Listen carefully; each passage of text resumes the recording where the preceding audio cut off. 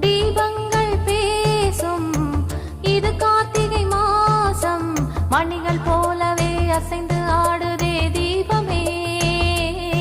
அது காலங்காலமாய் காதல் கவிதைகள் பாடுமே.